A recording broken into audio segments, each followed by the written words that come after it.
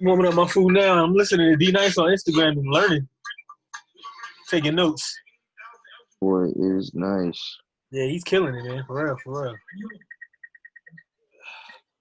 Yeah, I must say, before we go any further, because it's on the top of my mind and I'm watching it. This OJ Made in America documentary is kind of fire. The Tiger King. I told you. I told you. Do you like the Tiger King though? OJ. I kind of feel like they violate them. Oh no, no, no, not the. I'm talking about the OJ Made in America. What? Oh, OJ Made in America. Yo, that shit's Yeah, it's amazing. on. Yes, That shit is it's on amazing. ESPN right now. Huh? It's on ESPN right now. What episode? Hmm. What episode? I can put it on in the background. Oh, this is part 3. Uh, is that him when is this him getting out of jail or? Nah, the trial is just getting ramped up. I didn't realize how So crazy that was when we they was talking going. about the jury selection and all that. Okay. Yeah, And I like didn't realize how like Mark intense that Furman was. using Mark Furman saying that the cop being Johnny was dying racist, to get the word nigger in front of the jury. He also right? Like bringing that to the forefront, kind of come here and testify. I don't know. What black I people guess think kind of all across murky the waters of the case. I guess. You talking and about racing? hmm? You talking about how they brought racing, and you saying how that might keep the case up? No, Mark Furman was trying to bring that. Well, that's where I was at in the documentary. Mark Furman was trying to make the point in court that if they brought up the fact that the cop was racist or used the word nigger before. Oh yeah, that's the part. I guess there's a lag because when I click to the channel, that's where it's at right now. Oh, okay, yeah. So, everybody on OJ's team was like, "Yo, is this nigga bugging?" This your first time seeing it? Like I watched it in parts. Like I've never seen the whole thing through. Like I've always caught it like at part 2 or part 3. Or Okay. I've never watched the whole thing completely through. Gotcha. Yeah, when I watch So it. like I always, anytime it's on, I see something brand new I didn't see before. Gotcha. Yeah, I must watch it. This black dude that they got on the screen right now, he's hilarious. Yeah, what'd you think about like his whole persona? I'm not black, I'm OJ. Like he really said that shit. I mean, for all intents and purposes, they treated him as such. So how could you expect him not to feel that way? But even like growing up, like when everybody was like boycotting the Olympics, he was like, "Nah, I'm with it." He kind of was that way before he was treated that way. It seems. I don't. That nigga was on top of the world for a long time. So if that's the way that he dealt with his blackness, I don't know how black people always got something to say about how people deal with blackness. Like, nigga, this is hard. That's a fact. Nah. I So, personally, that's why I try to keep an open mind. Like I try to talk to people and try to see where they at to a degree. mm-hmm. You know what I mean? Like, I just because the black experience is so diverse, and I still feel like we don't really grasp that. Like, That shit is a fingerprint, bro. yeah. Everybody's shit is different.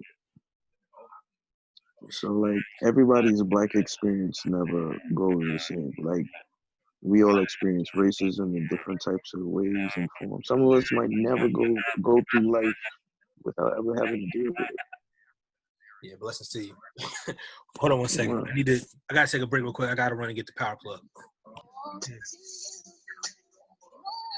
Well, you listen. Is that D Night? Hmm?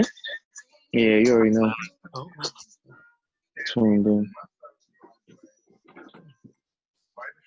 He's playing like all R&B joints, right? Right now, he's playing that SWV.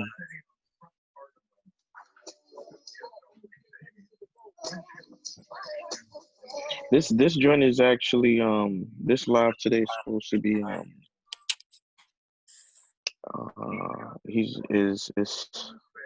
it's put together with him and Michelle Obama. Oh, about the voting and stuff? Yeah. Yeah, when we all vote.org or something like that. Which, Well, I mean, I say that, but it is important to do your civic duty. I say it's important to do it with your own mind and content and not be forced into doing it. And I think people forget that part of thinking. Clearly, nah, this you're just, I honestly feel like we need to start people and holding people accountable for their own intelligence. Like, if you're gonna do something, you have to know that you have to do your due diligence. Like, you can't just vote because you want to. Like, oh, because everybody else is doing something. Like, our parents has always taught us to be leaders and not followers, exactly. and as those type of aspects of life, you have to lead your own knowledge base, and it's so easy. It's so accessible these days. So, like, do your civic duty, of course, but also do your due diligence. Don't just go vote Bloomberg because everybody else is voting Bloomberg. I won't lie. Shorty had me kind of gassed at the last election, you know what I'm saying, and kind of guilty me. So I did, at the infamous Trump Hillary. So I did vote. You voted for Hillary? Hell no. I voted for Jill Stein, the Green Party. Okay. Oh, but you voted anyway. If I'm gonna do something, I'm gonna make a stand. I'm gonna stand on what I believe, and what I believe is the Dixiecrats and the Republicans are no good. Neither one. And I'm not gonna pick one devil over another. Dixiecrats. You know what I'm saying? Let's call them what they really are. And I'm not gonna pick one devil over another. I'm just not gonna deal with them. The lesser evil last. That's a coward mentality. Heard you. Why you go so hard at the Democrats? Because look how hard they've been on us. The Republicans haven't? But you see, I said third party. I say neither. No, but what I'm saying is you go mad hard at the Democrats. Because you know what it is? I was reading something today in a Billboard magazine. Somebody posted it on Facebook, and they was coming at Kanye again. And he was like, I'm a black man with a red hat. Look at that.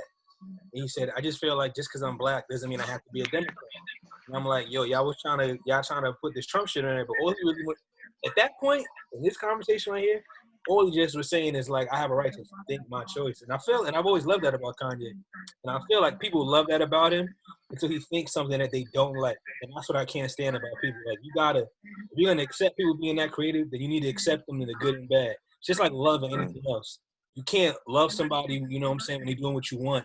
And then I feel like people should be allowed to love artists for their art and not love them for their personality. Yes, sir. Absolutely. I think you should be allowed to do that. So, yeah, I love Kanye for all of his creative mind and ability and spirit, but that nigga's ignorant and shit in his opinions. So, but that's all right. I mean, still make some fire ass music. He does. And I mean, he's a real artist. I don't want to have a conversation with him. I mean, I like to talk, so I think I'll talk to anybody. But of course you would. But I mean, like, I was listening to the Childish Gambino, his new album. Like, he got some shit. He got some joints in it that's fire. You know what I'm saying? Of course, the Summer Love. Oh, I haven't listened to it yet. Then he got songs where he's like, I see what you're trying to do, but. Who, Kanye or Childish Gambino? Gambino. Like, okay. That's the thing with being artistic, man. You take risks. Sometimes they work out. Yeah. I mean, especially when you haven't been out for a while, you kind of have to throw out the shit mix that you got, just to test the waters and see, what people's ears kind of fucking with. Yeah, because he's got like a real unique lane. Because he's not a rapper that much anymore. He's kind of he's really a creative. He's on his Kanye shit. Yeah, for real. Yeah, he's gonna try shit with pianos and all that good shit. Tell you what though, man, that damn video he made make a lot of sense right about now. Huh? I said that damn video he made. Remember Which one? Video where he got the guy like dancing, and then he just get like shot. What video is that? You don't remember the Childish Gambino drink from a long time ago? He's being chased by the white horse and all that creepy shit. This is America. Yeah, This Is America. Yeah. I mean that shit. It was true then. Bro, let me tell you something. I was talking to my man, and we were trying to get prepared, like 2 weeks ago for getting supplies, and he was going to the to get some ammunition. He said, Justin, all the ammo is sold out, and this is lines of people leaving with like automatic weapons. I dig it. I had a friend down here. But that's always the first reactions in pandemics or crisis or anything.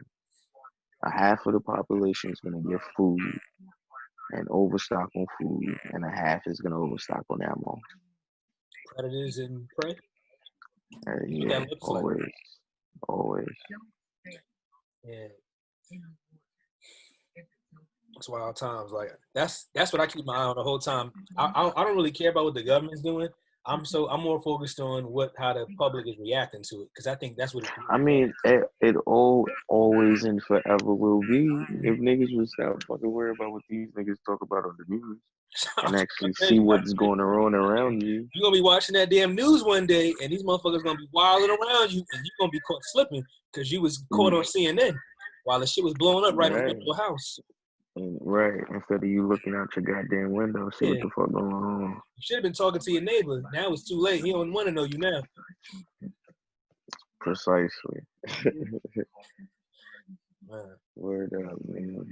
But I mean, I started like jogging and walking a little bit, and people still are mad friendly. Like you get the head nods and all that. So I always feel like that's like a piece when you and I'm getting white guys now. I joked about that before, but like I was outside of New York is I've never personally experienced New York anything like this ever. Like nobody's outside. Like there's people outside, but it's not like New York. You know what I'm saying? Nah, I got a friend. He posts photos when he goes to the store every couple of days. He walks his dog. That shit look like the apocalypse. It's just him in like the middle of the street. Bro. All cars everywhere, no people, everything boarded up. That shit is nuts, man. And that's in like Washington Heights. Precisely. Washington Heights is dead. Times Square, nothing. I ain't gonna front. Different. If y'all want on lockdown, you can get some fire-ass photography right now. Take a picture on Times Square when it's vacant. Whoa. You could get like a dope-ass album cover. I hope somebody's listening and gets inspired. Yo, do that art. Take that chance. A lot of people kind of taking, the social influencer thing. I seen a video of a chick taking pictures on the stock exchange bull. And shit like that. There's gonna be those clout chasers. Yeah.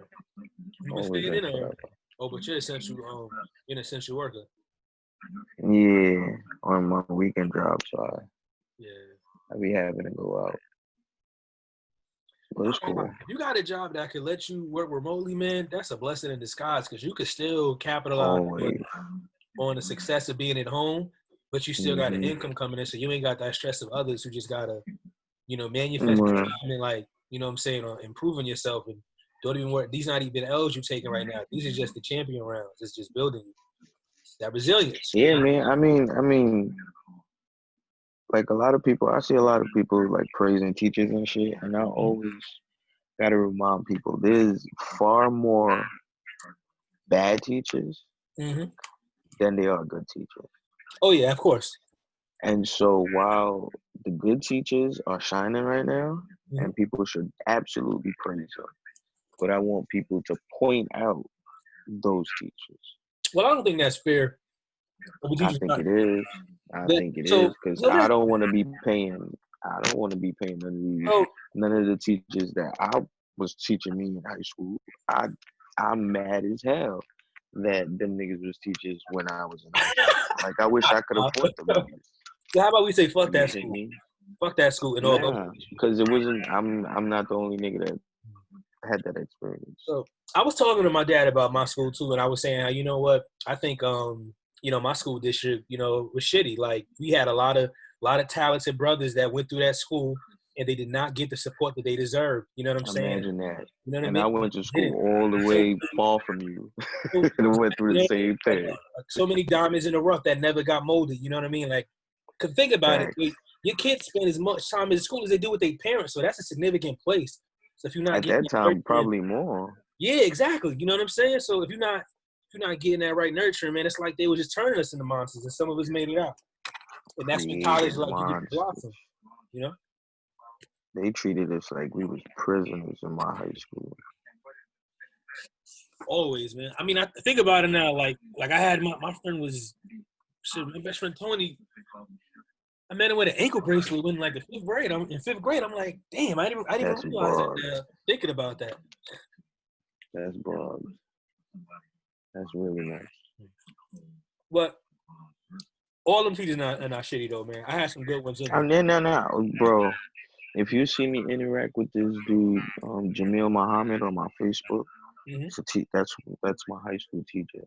Love that nigga to death. Mr. J, I would love him forever. If I ever get rich, he's getting $1 million of my money. He made me the man I am. You know what? I want to shout out, man. My history teacher, man. I love history, Mr. Fabian. I kind of feel like we may have fell out on Facebook though, because some of my little political rants, I think something makes people uncomfortable because I ain't seen him on social media in a minute, or he just may not be talking. But he was definitely. He might have just fell back from the social media. Yeah, but to be honest, like he's a white guy, but he's kind of one of the people like modern day that really made me think about like speaking your mind. I remember when we were taking the final exam, the Regents. I remember him like adamantly saying this. I want you guys to understand this. For that test, you got to write that Abraham Lincoln freed the slaves. He was so adamant, but he did not free the slaves. That is not what he did. And I'm like, first time this nigga screaming this shit. And then, later as I explored my own blackness, I was like, oh shit, this white man was going off about this. We didn't even see it. Like, that's support. I mean, he's himself, but he speaks the truth. And you got to respect somebody that speaks the truth. And I was getting that early on and didn't even realize it. Yeah. Shout out to Mr. Baby. Dope ass. And all my siblings had him too. We all had him for history. That went through that school district. Yeah, Mr. J and Miss V was Greek. My Greek history teacher. She was dope too. Them two people, if it wasn't for them, I probably would have been a fucking shit bit. Yo, history is an important subject, man. Like, I feel like it's no. History teacher. Yeah, important. That's what I mean. Yeah, exactly. That's what I'm trying to say. Thank you for that correction. Yeah. That's exactly what I meant. Because if you got a shitty history teacher, it's over for you. it's like, you know what I'm saying? You got your franchise team. If your cornerstone is not like a defender that can take over, it's trash for you. And like history, like that LeBron, that Jordan, that Kobe, that cornerstone. They gotta be able to decipher the bullshit that they give you in the books. And thank God I had some dope ass history teachers that didn't give me the bullshit. They was like, yeah, this is not really right, but Yeah, like, and plus they're like, that's like the one subject that's still like, I think, that in social studies. Yeah. That's what Mr. J was. He was my social studies teacher. Mm-hmm. So history and social studies, some of my favorite subjects in high school.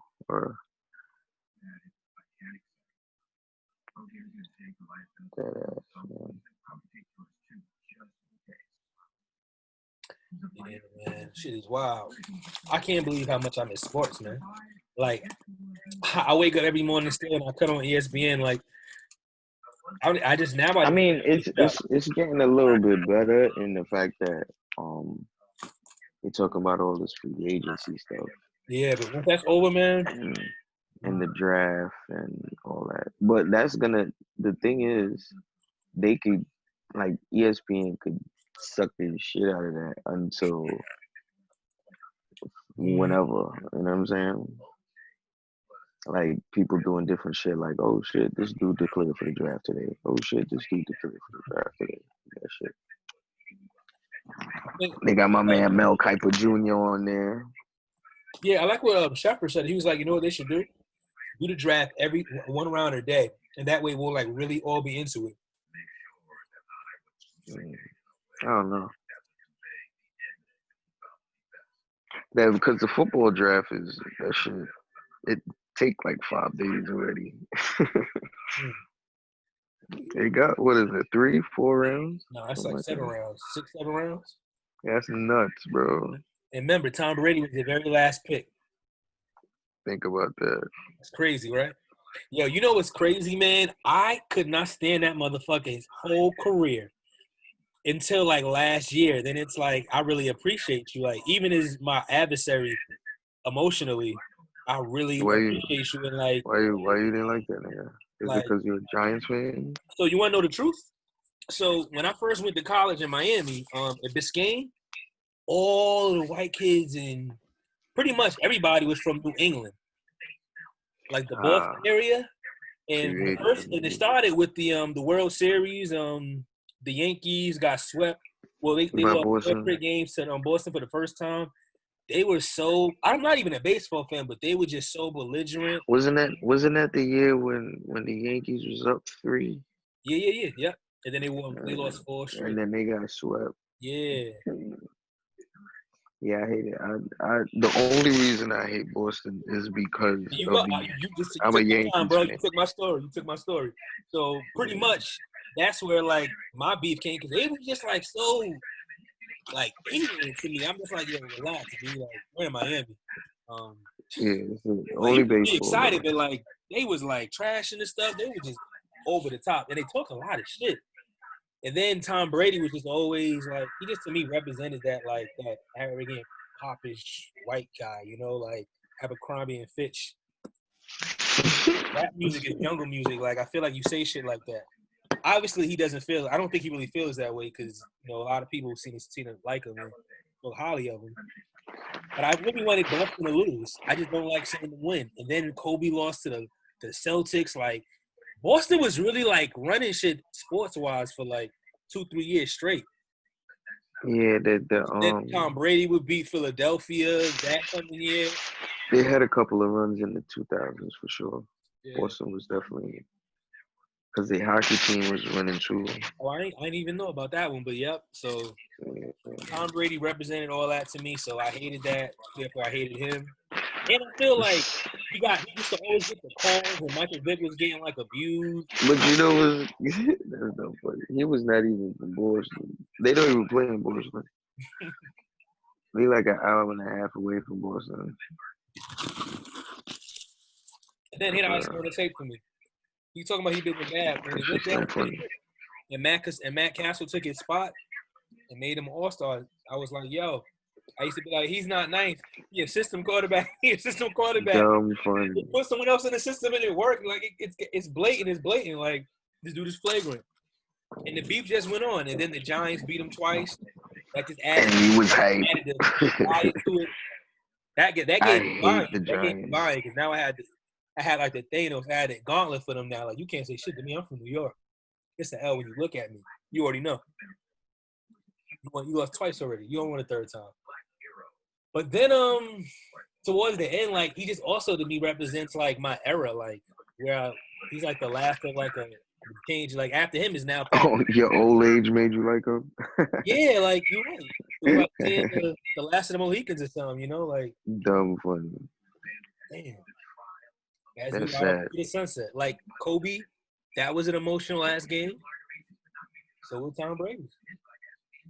I don't think so. I think Tom Brady's gonna kind of fizzle out. You think he don't have a bad year and just keep going and stay in too long? Nah, I feel like he's gonna the last year of his contract, he's gonna have a nagging injury or something, and he's gonna be on the bench and fizzle out. And then you're gonna hear Tom Brady announces that he's returning. Yeah, that's what I think. I'm with Max Kellerman on the cliff on that part. Oh, what do you say about Tom Brady? I missed him on that one. Oh, Max Kellerman, you've been saying that for like 2 years now that Tom Brady gonna hit a cliff. Oh yeah, he's just gonna go too far. I mean, to be honest, this is the ultimate test. If he's not firing up in Tampa with all them receivers he got? That's what he always wanted. I think that this year, whenever they start football, whenever they play football, he's gonna kill that season. Like this, whenever this next season is, he's gonna kill. The season after that is where it's gonna get shaky. He only signed for 2 years. Right, but I think another part of that is he signed for 2 years, but there's a clause in his contract that they can't franchise tag him. So that gives the idea. But he played. He said he was gonna play till 45. This contract puts him till 45. So. Oh, I didn't know that because I'm thinking he played till he 50 or some shit. He said he wanted to play till he's 45. That's what he said. I mean, so when 45 comes, he could rethink that shit, change it up. Who knows? I know you got a big ass payday. Oh yeah. It's like what, 30 M's in bonus, something like that. Yeah, it's gonna be like again. Whenever that day comes, it will be interesting to see Tom Brady in a different jersey. Anything that's gonna happen, yo. NFL ain't got no loyalty.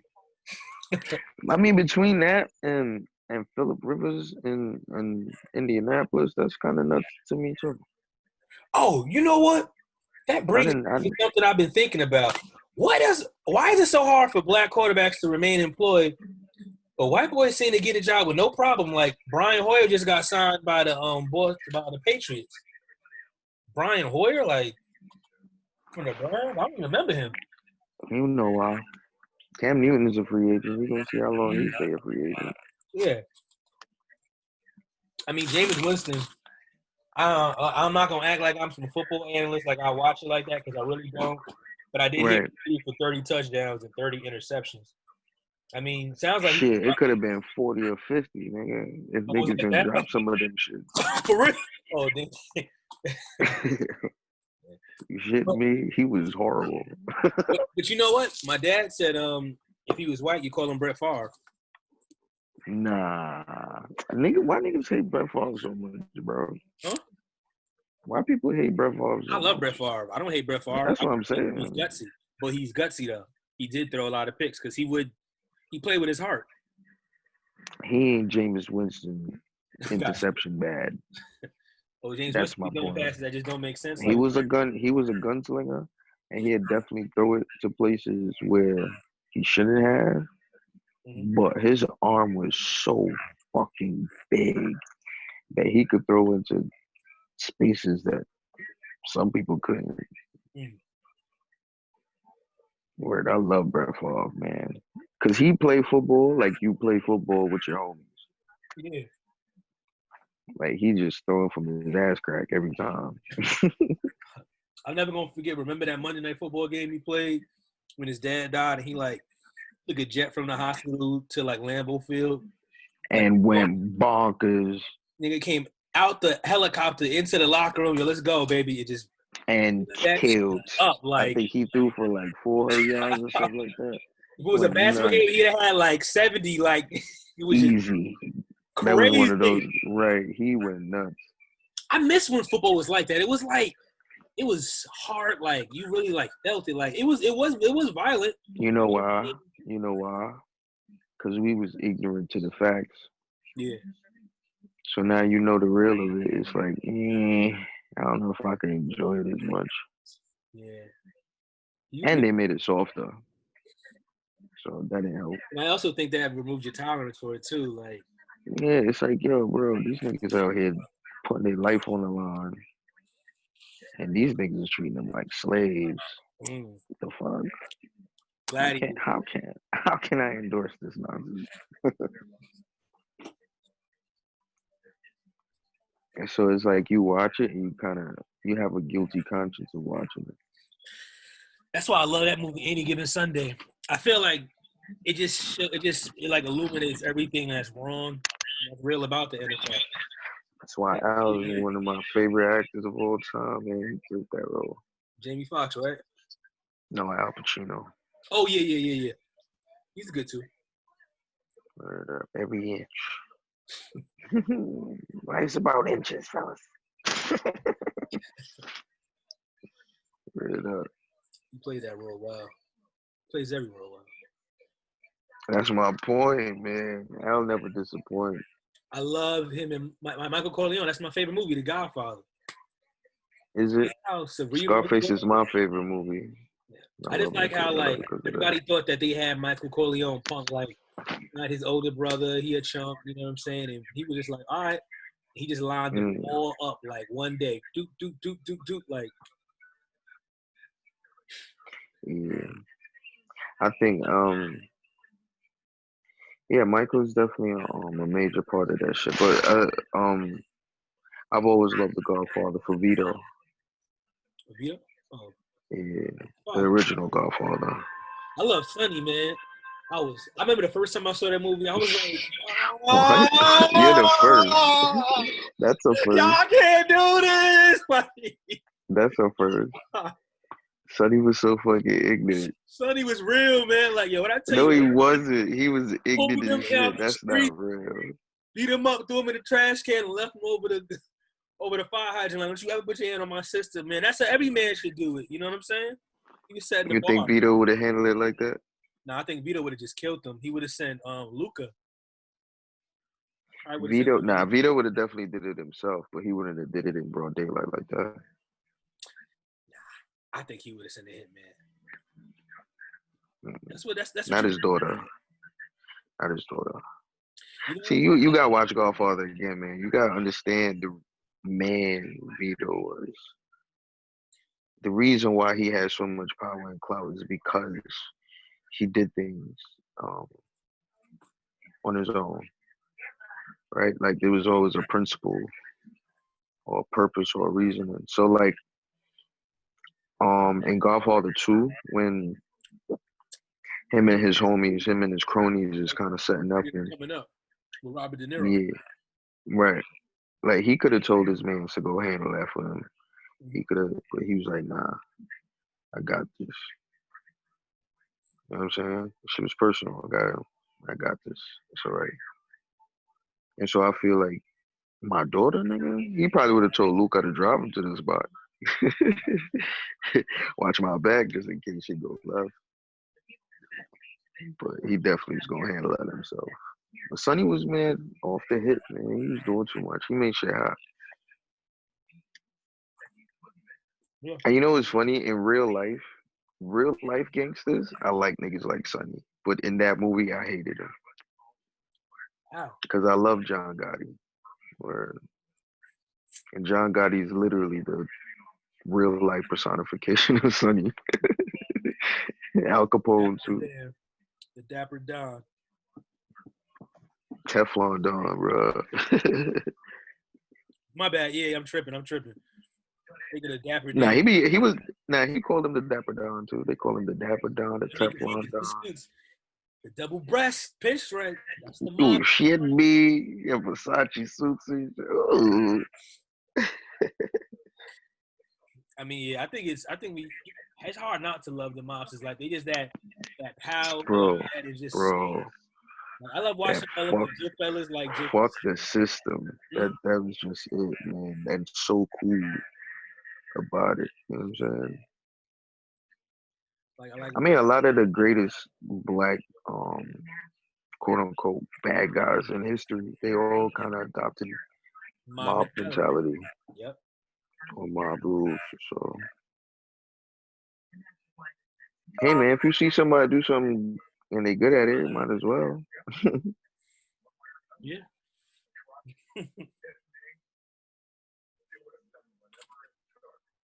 When did that ever come back? Well, I mean, mobs really kind of worked back in the day. I mean, I think in Italy where they came from, they were kind of like a local government almost. Like they protected the village, they provided security, assistance when needed. And it's like like you see how the Godfather's working. Like, you need me to do a favor for you? Oh, word. You need me to take care of this dude because he beating on your daughter? I'm gonna take care of that for you. But what do? One day I'm gonna call you for a favor. Just always. From my understanding, bro, the mom never died. Just went back underground. Hmm. Right. So That could you be know, shit is still going as is. Hmm. Don't ever sleep on, you know. You're gonna see, like, if you read the newspaper, like, if I remember this dude told me told me this, because over here on Pleasant Avenue in Harlem is like the Italian area. Oh, they got a place uptown now? Nah, it's They been always like did. that for years, bro. Okay. Yeah, a lot of the biggest mobsters, mob bosses used to come over there on Pleasant Avenue, 116 of Pleasant Avenue. Okay, that's like on the corner. And they got a restaurant on the corner of 113. It's called Rayo's. Bro, nobody goes in there. Only Italian people, and only certain Italian people. It's in the fucking dead middle of Harlem. Crazy.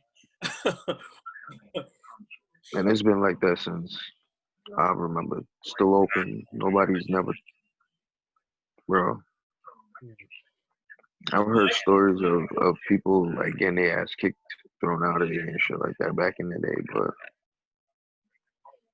yeah, man, shit ain't never gonna die, bro. I hear that. Yeah, I mean, if you hear like stories of the mob getting a president killed, you think they go die that easy? That's too much power. Did that? What? You really think they did that? Yo, just bro, the mob has serious power. Shit ain't no. I mean, I don't disagree. Shit ain't no game, man. Shit real.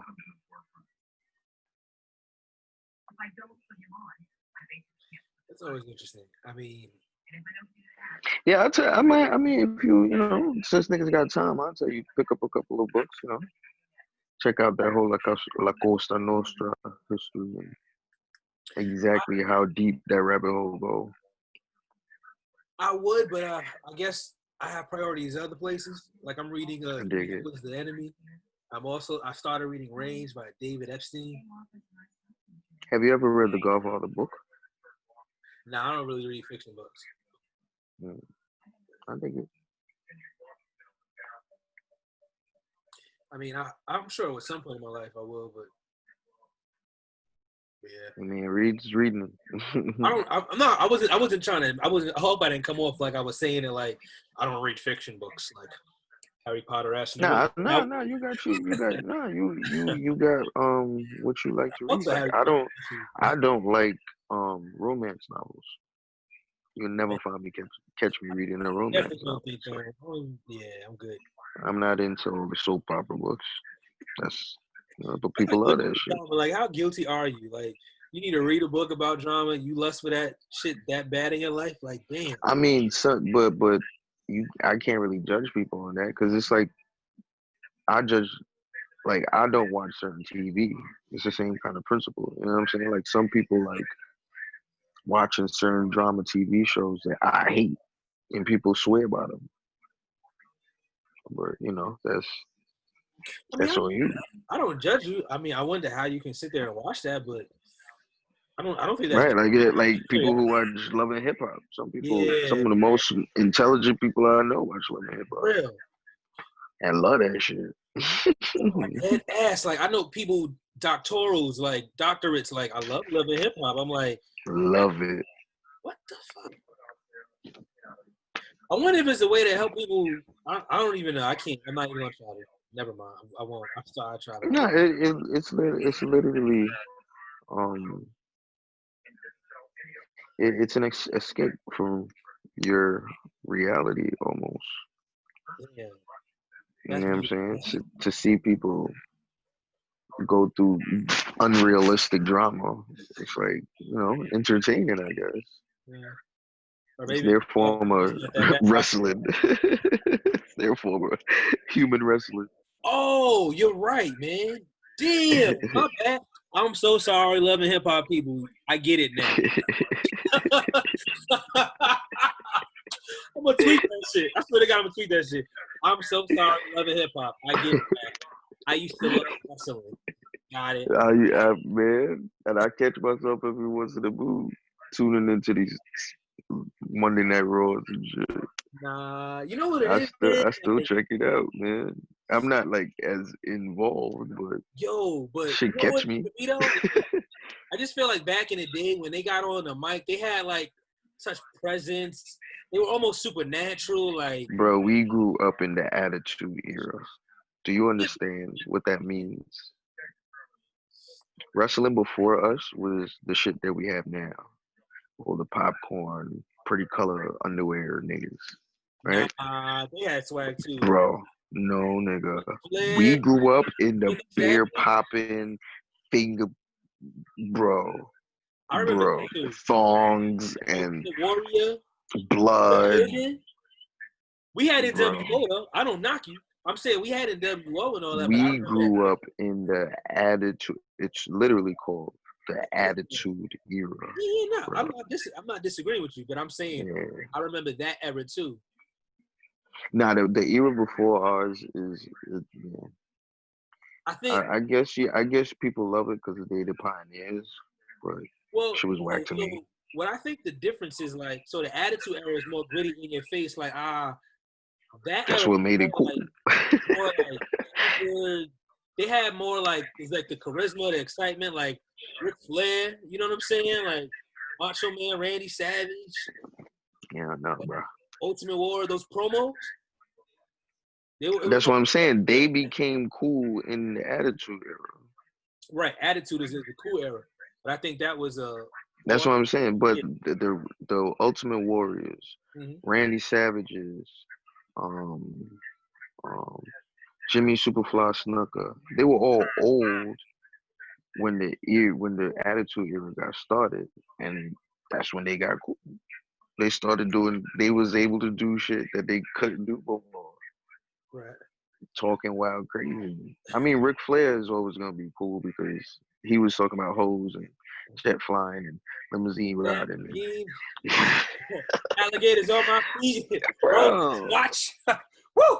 But Hulk Hogan, I always thought Hulk Hogan was trash, bro. I like that's what I'm saying. What are we gonna do, brother, when Hulkamania runs wild on you?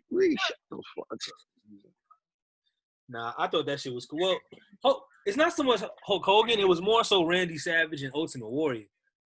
Randy Savage, that's what I'm saying. Randy Savage got cool in the Attitude Era. Because he adjusted. I mean, cool, but that's what I'm saying. Like Hollywood Hulk Hogan? Hell no. Yo, I like Hulk Hogan, man. I was really upset. Never. His finishing move was trash. A leg drop. It was trash. It was trash. Get the I'm fuck like, as big as you are, all you got for me is a leg drop? You're not gonna throw this man out the room? Come on, like, bro. come on, man. That's so underwhelming, bro. Like, come on, bro. You picked up the giant and all you got is a leg drop for me? But not for nothing. Not for nothing. I used to play fight my little brother. Let somebody catch your ass with a leg drop. You might see why he got that. Bro, we in a real fight, right? It's wrestling. We in a real fight. It's not real fighting, though. I dig it. But that makes it even more whack. Yeah, these niggas is brolic as hell, bro. Getting hit with chairs and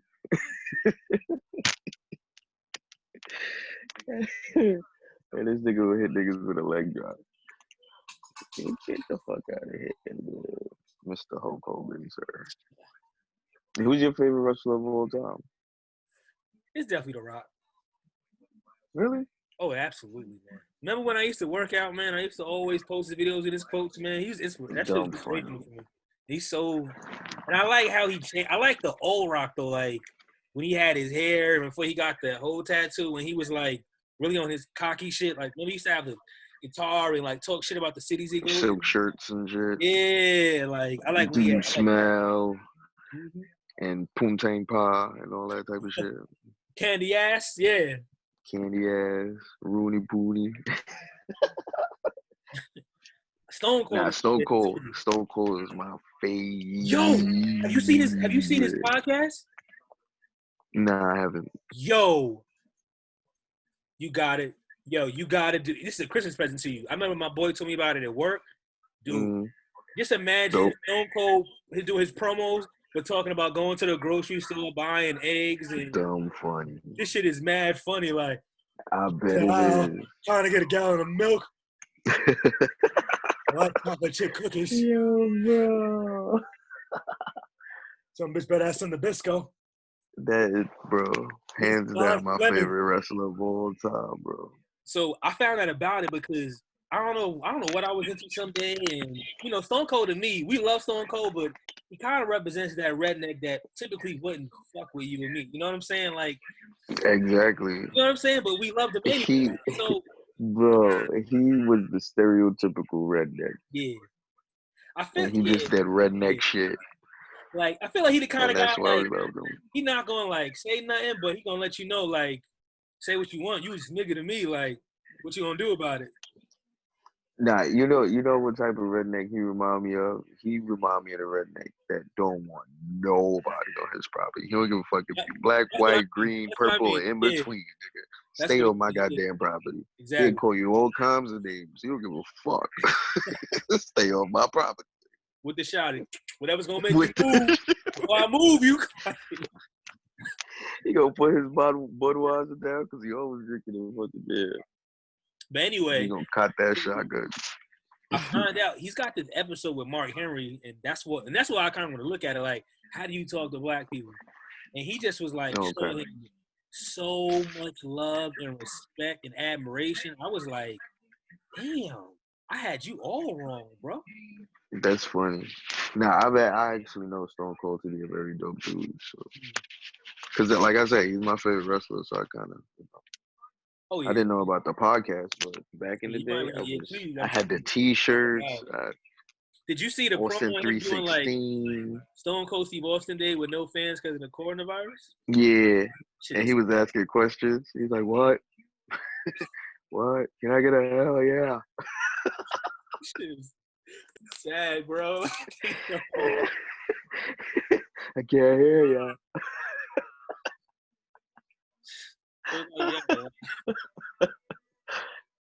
Yeah. Yo, dude, Mark Cuban is talking about the NBA might be able to come back mid-May. Oh, and play with no fans and stuff? Yeah. That's you know what I thought about though? There might be some players that might play better without the fans. I'm sure. Because think about it, it's almost like a practice setting now. And you know, some people can let loose on practice, but even on the pro level, I'm sure the lights and cameras definitely might put a couple of niggas have people scared. It's possible. I'm sure there's a couple of people who won't play as great because there's no lights and cameras and fans and all that. Yeah. So it's gonna have that opposite. That feeds off the crowd and all that, like that's gonna be hard. Like screaming at the crowd, hyping the crowd up. Ain't nobody there. Yeah. After you done made your 6-3 in a row. You imagine Kevin Garnett? That shit'd be sad as fuck. Like, oh,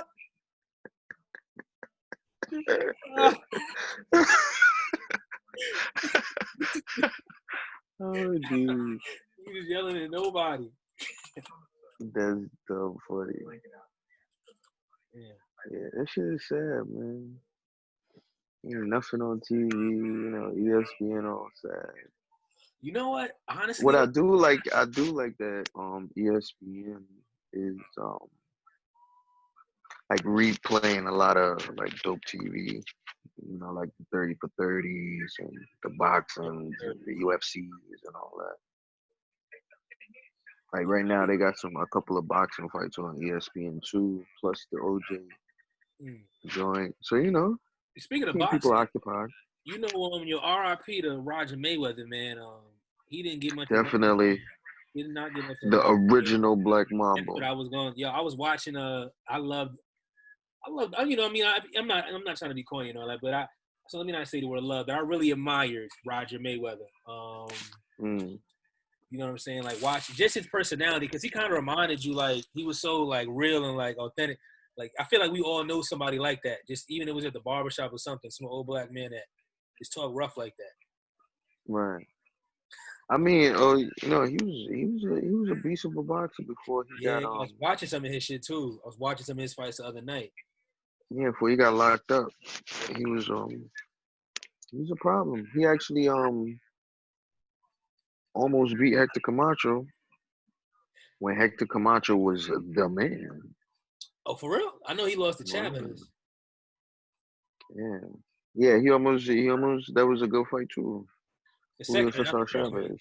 because I think the second one was a better fight. The first one, he dropped him in like the second round or something. Yeah, the second one, Julio Cesar Chavez.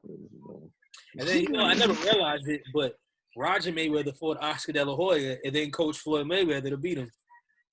Yeah, it's a fact. It's crazy. It's a fact. But I mean, by I the think he was the best time of the brothers, probably, right? Because Floyd Mayweather Sr. didn't really. I know he fought Sugar Ray, but other than that, this is the thing. Roger was the defensive, and Floyd Senior was more offensive. yeah. But He's a good coach. Floyd Senior was definitely, he was talented, but we never really got to see him in his prime because he got shot. Remember, he got shot, so his career kind of got cut short. And then the other one is Jeff, right? I don't really know much about him. I don't know much about. I be seeing him in videos. They all funny together, but he like an odd one. Like he kind of look like he's different than them. Yeah, it's always that one. Yeah. All the brothers ain't go over. Like Roger and Floyd look like they was them boys. Like, whoa, yeah, that's a fact. Roger and Floyd definitely Roger. like Roger like say what? I'll put this pause on you now. Like, nah, Floyd Senior, he looked like the ignorant nigga. Like he pulled a gun out like, quick. I wonder if they ever like fought each other. Come on, dog. No, I mean like in the ring. Oh, I'm sure. Yeah, not like I'm sure they brothers. Sure. Brothers fight. I'm sure they sparred before. I'm sure they was in training. Yeah. Somebody said some shit. And nigga was like, well, so what's up? You know how they talk. So what's up? Whip your ass right now. Son, on them. I remember that's what got me into the Floyd Mayweather 24/7s was Roger Mayweather. Like listening to him talking them shits. This nigga used to be hilarious.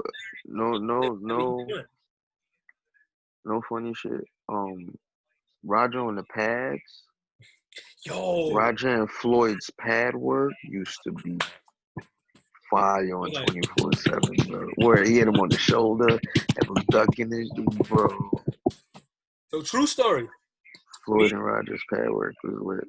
Me and Eddie met Floyd Mayweather at Aventura Mall in Macy's right before the Gotti fight. Dude, that's fire. This is when he was Pretty Boy Floyd, because I was telling my dad, he had like a different persona about him. He kind of still had like, you could see the light coming, but he was still like, I guess a little bit more chill, relaxed. I mean, for all intents and purposes, from what I've heard, he's still kind of that way, but the money kind of separates you, if that makes sense. So he's not as accessible as before. He's a little bit more like, he seemed more like a little bit more flamboyant too. I mean, I still love Floyd. That's the champ. I can't love a lot these days. But I mean, he undefeated. I think it's just my dad was saying it's like a bad time to be a great champion because boxing just don't have that allure it did back in the days. Because I know a lot of people say that, but I don't feel that way. I don't feel that way. Look at this Deontay Wilder shit. That nigga was a bum, but the right fight, right time, it's always gonna bring a bigger draw than anything else out there. Yeah, but I mean, niggas love to see a fight. Is a great example. Like, don't get it twisted. And shout out to my boy Jamal Herring, the current lightweight champion of the world. You know, middleweight and down, yes, they've been doing their thing, and they always gonna do their thing. I mean, that's a natural weight where guys with hands are anyway. So that's always gonna be there. But like, I feel like when you have great boxing, is when the whole thing was going. And like, up until the Tyson era, it was always guys all the way up and down. After Tyson and him, like I don't the know. Russian I boys don't know. got the There's title. is always Got whacked. that's the thing with boxing. There's always the weight classes and which one is the money making weight class is always No. kind of See, but that's not what I'm shifting. saying. They were all making money up until the Tyson era. After that, I don't. That's what I'm saying. No, so tell me a time when like the middleweight. heavyweights, the heavyweights, Mm-hmm. the heavyweights carried boxing for a Oh yes, long time, absolutely. and that's why like now it's such a big deal that the heavyweights are trash. You know what I'm saying? Because heavyweights, that's why a lot of people say boxing is trash because Yeah, but heavyweight division is trash. But Blah, blah, blah, carrying blah. it and being relevant, I think, are two different things. So I think we say it's trash, not because it doesn't You're carry. talking because you're a fan that knows. I'm talking about just the average. All right, You know what I'm saying? We talking about what brings the money. You know what I'm saying? People are gonna tune in for pay-per-views and all that type of stuff. I'm not talking about an avid fan or even an above average fan. I'm talking about the average fan. Oh, gotcha. Somebody who don't know no better, and they're gonna say, "Oh, this guy's gonna." I heard about him. I'm gonna watch that fight. Deontay Wilder is, a Yeah, prime we need to example stop of that. talking about Mike Tyson so much, man, because Mike Tyson ain't never got his ass. That's what hamburgers do. You know what I'm saying? Bums do what bums do. You gotta find an excuse and draw at straws to keep yourself relevant. I want to check out his podcast too, man. He's got an episode with Eminem recently. Who? Mike Tyson. Oh, you never watched any of his joints? I have. I watched like the one. Yeah, he got some good episodes. Like, Jim Jones. I think I saw the Jones joint was good. Sugar Ray joint was definitely good. I saw that one. I saw some of it. At least. I wanted to watch the Evander Holyfield one because I thought that was going to be interesting. Like, yeah, I definitely got to watch that. But it's going to be a whole lot of apologizing. Yeah, I mean that's what I love about Mike Tyson. Like, he It's a battered man. I don't think he's a battered man. I think he's like a monkey. He's really like, nah. Did you watch the Sugar? Did you watch that Sugar Ray interview? Yeah, man. He's beat himself up. He's been beat up by life. But I think he's overcome it though. That's what I mean when I say I don't think he's a battered. I don't think he has. I think he buries it. I think he's found a way to cope with it. Well, coping. That's why he gets so emotional when he talks about it. I think that's freedom, man. That's courage. Yeah, of course it is. Hell yeah, that takes strength. That's what I'm saying. He buries anything. I think he's pretty transparent. That's what I like about Tyson. Nah. Because I completely I could connect with what he's talking about, and you bury a certain part of yourself to quote unquote better yourself or be more acceptable to society as a whole. Man, you fucking take a nigga head off easily, right? But you don't want to be that person or portray that person. But that's the thing. So you I'm just talking for personal experience now, and that's why I connect with him. So it's just like, because I think, nigga, I have. There's no purpose for you being that way no more. So it's hard for you to really be your natural self. So you kind of put a cloak over that. Right. So like what I like about Tyson is I feel like he was that domineering, that dominating, that monster, whatever, tyrant, Tyson and all that, killer knockout. But then I think how he overcame it was just about opening up about who he was and what his experiences are. Like every time he talks about his life, I feel like that's shedding more and more chains for him. Yeah, I guess. But what does he always say? Like I'm most comfortable in those spaces. Mm-hmm. It's a fact. Yeah, it's a natural fact. But you can't be natural. He can't be naturally himself because of the stigma that goes with that. Well, just because you're comfortable in those spaces don't mean you got to be that way. You just proved my point. That's what I'm saying. So you have to, he has to, I have to, he had to, like, bury a certain part Oh, of himself. but you're saying that he's not being himself or burying himself, and I'm saying that's not true. He I just said he was a bad man at first. That's just what I said. but I think Because he has to bury a portion of himself. He has to. right, absolutely. He has to. And the most natural part of himself. I mean, you are who you are. You know what I mean?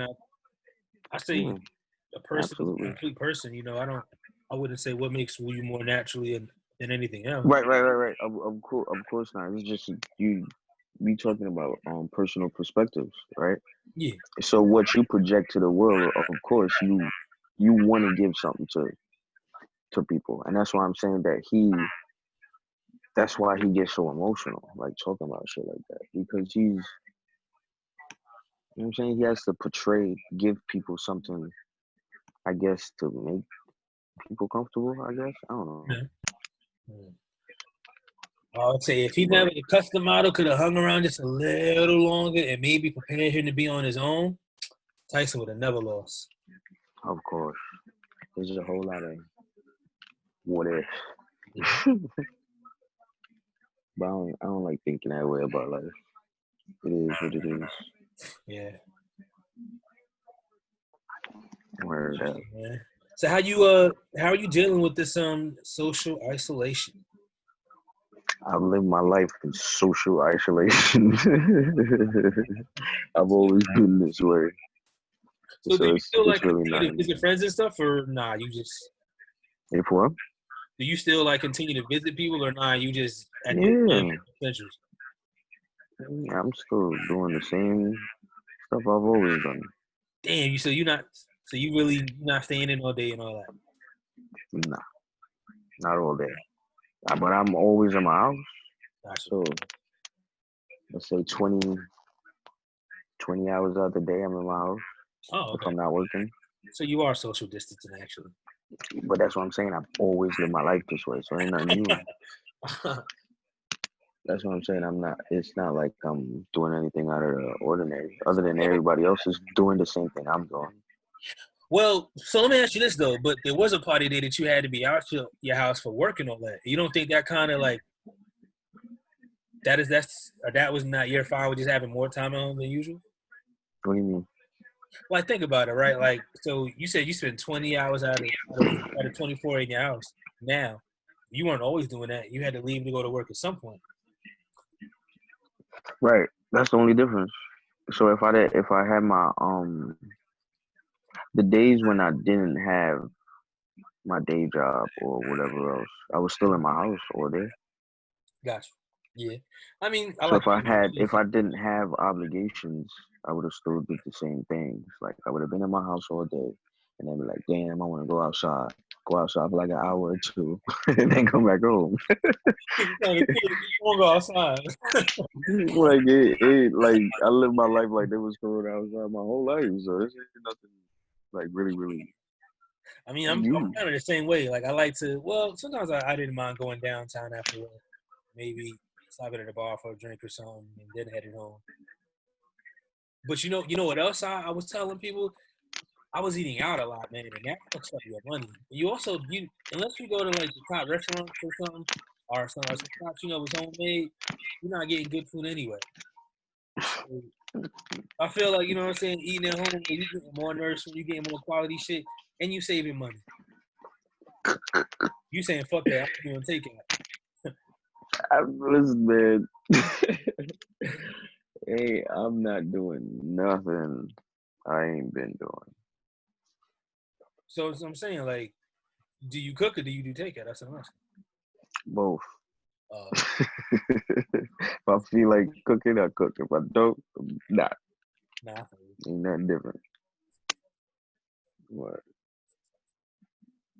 Yeah, man. This whole experiment, this social experiment they got going on, ain't for me. He just I asked me. I pass with flying colors. Yeah, like Pascal just asked me how you holding up my house arrest. I'm not on house arrest. I'm not arrested.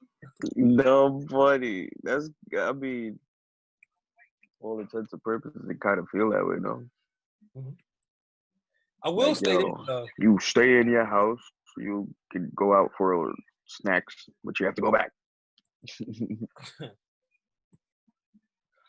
I just miss being in school with the kids, but other than that, I'm cool. Like even having class online with the Zoom thing, it still felt like we was in a regular classroom. So I'm actually, I can do this shit all the time. You know what I mean? If you got classmates that you really fuck with, you know what I'm saying, and y'all talk to each other in class, theoretically, you could still bring your laptop together and still have that same experience of being in a classroom together, a space. So I think at least, I can't speak for all schools. I can only speak for the University of North Carolina at Chapel Hill. And my professors have done an amazing job of emulating the academic experience in the classroom remotely via Zoom, just like how we do the podcast. So I'm excited for that. Personally, well, I'm not in school anymore, but personally, I couldn't do it. How you I would have did it though? Because I had a couple of online classes. That's what I'm saying. It's different than an online class because my last master's was completely online, and I struggle with that too. It's not I post in that Blackboard. hate video meetings, Justin. It's like what we're doing right now. No, it's not. Because I do it for work all the time. I hate that shit. Bro, we are in Zoom. Yeah, we not having a meeting. Nigga, I can do what the fuck I want and whatever. The shit is not the same when I gotta do down work. and do. That's different than you don't want to be. Yeah. Nah, in class, I'm fine. Like, we in class. Then why couldn't you do this to be in class and not have to go It's a personal experience. See? Oh, I got it's a vibe. Like, me and my professor, you know, he doing funny shit. I'm doing funny shit. I do shit with my hand. I don't know. But I hate virtual meetings, bro. With a passion. Oh, shit. What happened? Now they got boxing on TV. Fury versus somebody, some like dude. Well, that's what I'm saying. Like, like I don't know. I hate some shit. I mean, I definitely prefer to be in person, but this ain't that. But I feel you. Like, it works for, you know, its purpose now. But for, like, to be permanent, nah. I couldn't do it. Like, all classes being that way, that'd be trash. And I just miss seeing the kids, man. Like, honestly, like, I know it's gonna sound corny, but I really felt like the hip hop Mr. Rogers walking into the building like You stupid. hip hop Mr. Rogers. You know what I mean? Because, you know, he had his little cardigans with my little twang on it, and it just felt good, you know, walking in every day with my little briefcase and go to my little office, man, and sit down. Oh, dude. Come out to the hallways and greet all the kids in the morning as they go about their business. That's hilarious. Then I started coming into the cafeteria sometimes during breakfast and during lunch periods and sitting at some of the tables and just talking to them. You need some violins? Hmm? You need some violins? Feel like you're having a moment?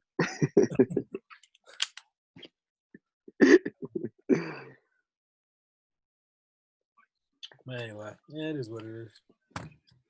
So you should, I know you wanted to talk about that goddamn Tiger King documentary.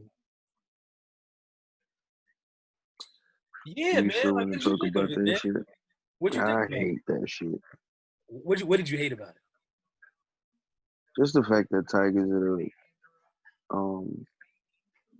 kind of the point of it, going through all that with these kooks.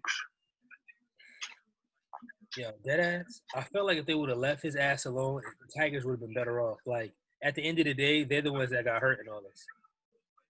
Like, hell no. Did you see how what the government should have did was come in and take all them goddamn Tigers from all them goddamn people. I mean, yeah, but we can't talk about what's not there. But if you like watch the documentary, look how the Tiger Park literally disintegrates as the series goes on. Because all his money went into the government, into the legal fees and all that. But Got him out. bro, why was he so focused on Shorty? Well, because she was trying to take over his business. You didn't see her like boycotting him and trying to pass that, wildcat law. She was trying to get him closed down. Bro, before all of that, he started all that bullshit, right? Before all that, No, she was doing her thing. She was doing her thing, right? And he hated her because that's his competition. Did it cool. Niggas was talking about how her Google search and all this type of shit. So he started doing all types of shit to compete with her. He was bugging for that. Come on, bro. Come like, on, bro. He that's started it. He started it because the competition, she was killing him. She was killing him and the other nigga with the mad wives. That dude's funny. Bro, the whole shit was just ignorance, bro. Like white people are ignorant, bro. Yo, you know what was bugged out? When they was like a tiger cub is only $2,000. I'm like, bro. Yeah, the black market, yeah.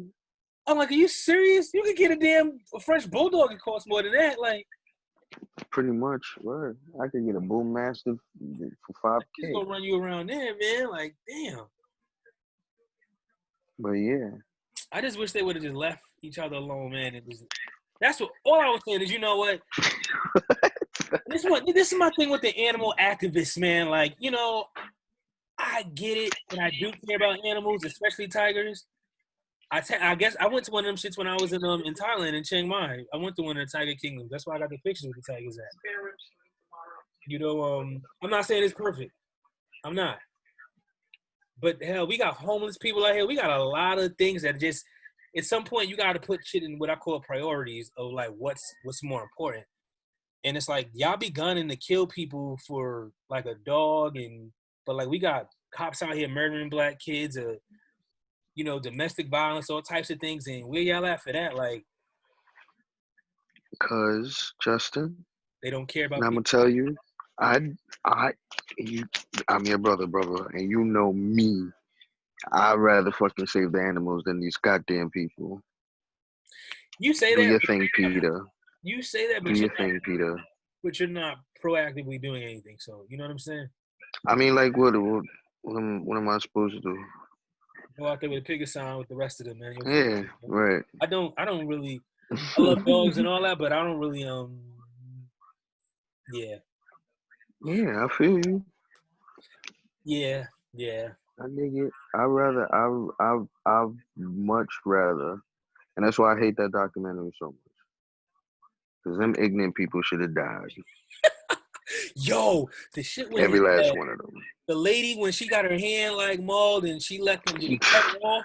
I was like, yeah, stupid. Are you serious? She was like, yeah, I went back to work in 5 days. I just didn't want them to take the heat. I was like, 5 days? If somebody dies, you get like 3 days for more. Like, damn.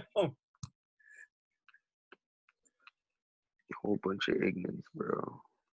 But I mean, he was like he kind of like went for those kind of people that just were, I don't want to say bro, redneck heaven, bro. She wasn't redneck. She was like, I don't know what she was. She was a redneck, bro. Whole redneck. That shit was crazy. You seen the husbands? Both the husbands got married on the same day. Did you see the episode where Buddy popped himself though? That was crazy, man. Bro. I was like, wait a minute. Y'all really gonna put the footage on this shit? Like, bro. And I felt bad for the dude that was facing him because you only see his face. You just see the light and hear the sound. Damn. Bro, ain't good no rinse. Man, Joe. And then the other one was like, I was never really gay. I always like girls. I like that he. Bro. Like, so you just let him dick you. You just let him dick you all the time. Like, you was in a whole marriage for like 15 years, and now you just was never gay? Nah, I'm not gay. None of it's real. You kissed him and another. Y'all had a 3-way marriage, yeah. And now so he actually got married twice. Remember? because he married in the first time. Yeah. But then he married her with the other guy. So I'm like, Yep. wait a minute, bro. Like, if you wanna pick another letter in the alphabet, that's fine. But don't just act like that shit didn't happen. Like, She's bugged, bro. man. No, And I knew they was doing drugs for the get when I saw his teeth. I'm like, come on. mm-hmm, Yeah, I mm-hmm. know this. I know this so much within the first 30 minutes of watching that shit. I told you, if you watch the trailer, if you don't want to watch it, fine. But son, when you just see the ratchetness just from like the clip, I'm Bro, like, I was talking to my homegirl, and she was talking about the documentary, and she was like on the second episode or whatever, and she's like, "Yo, why they going at Shorty so hard? Like she trying to help the Tigers." I was like, "Yo, rewatch the first episode, right, and look at the amount of tiger print shit she had. You knew she was a kook." Bro, well, her you know, she bike killed her was husband, tiger print. Her bike was tiger print. The helmet was tiger print. I was like, yo, nah, something ain't right about Shorty.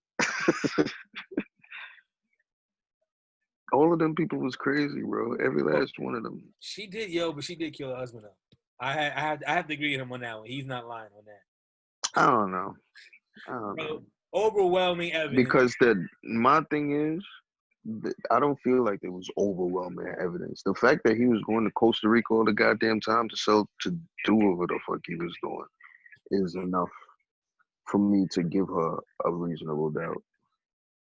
I think it's one of them things where he could have like faked his death and just like moved to Costa Rica. No, not even. I feel like he went to Costa Rica and got his ass killed.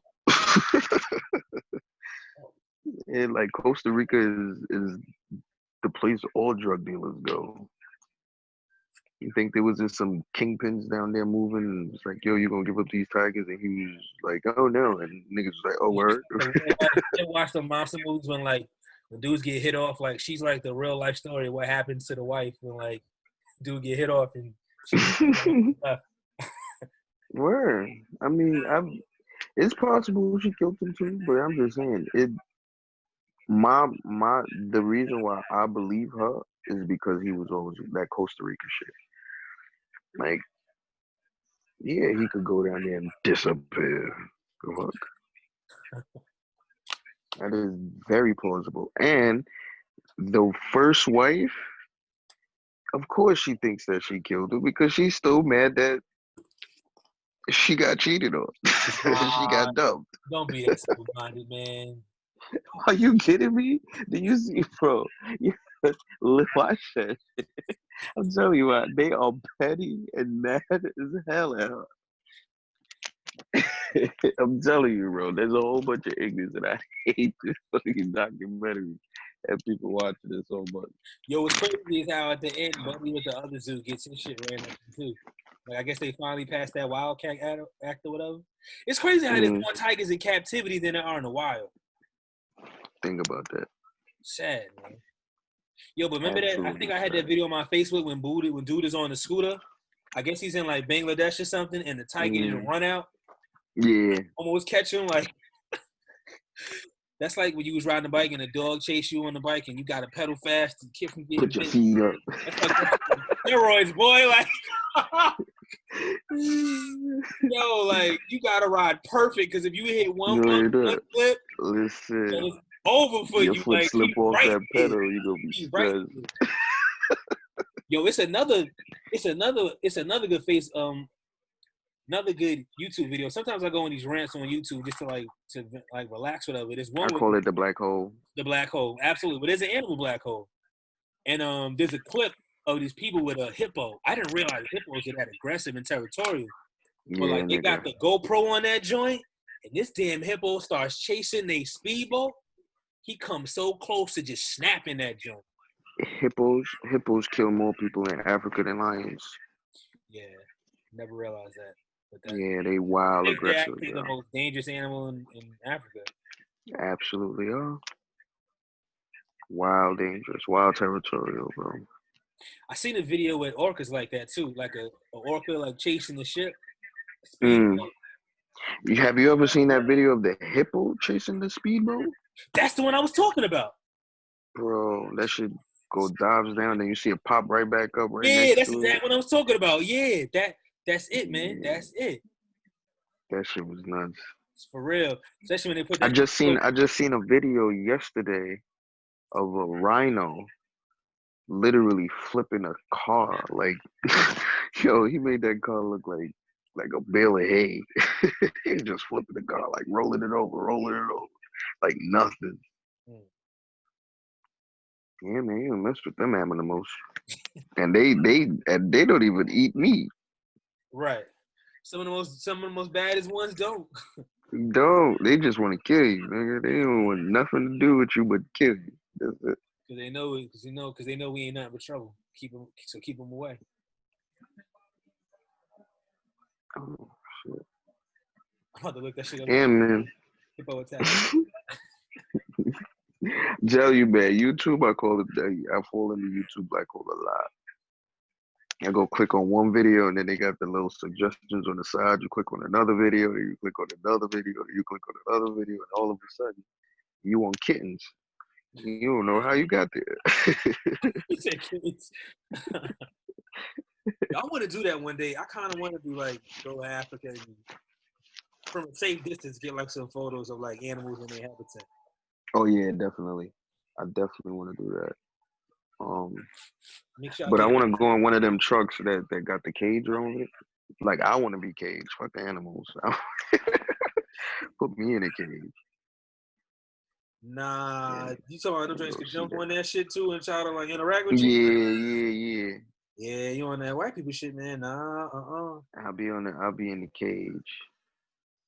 Nope. I want to be in a safe distance where I can use a zoom lens on my camera to zoom in and get a real nice photo. I don't need to see him. I don't need to be that close to a lion. I seen them at the Tiger Kingdom. I know just how big they are. Nah, nobody. It's crazy, but I do love a lot of white people extreme shit, I like like mountain climbing. I wanna. I don't actually want to climb a mountain, but I want to go to the base camp of a mountain. I want to do that too. Like I want to go to the base camp of Mount Everest and How do we do that K2 without and shit climbing? like that. Huh? How do we do that without climbing it? You could just pay for the permits and everything to go to the base camp and don't climb. So is there like that's what I'm saying is there an elevator? Like, can you fly a plane up there? Like, how do they do that? No, sir. So to go to the Karakoram little base camp where all the peaks are at. So they got Mount Everest, K2s, a bunch of other mountains you can get to from that one area. But to get there is like 3 days travel from the Nepalese National Airport. So from the Nepalese National Airport, it take you like 3 days. Both by car and a little walking and shit. Oh, so they got a path now that you can drive up there and stuff. Not all the way. You drive to a certain point, Mm-hmm. and then you gotta hike the rest. Hike, but not mountain climb. No. Well, I mean, it's damn near it's damn near mountain climbing because it's like glacier, and you gotta go over and a whole lot.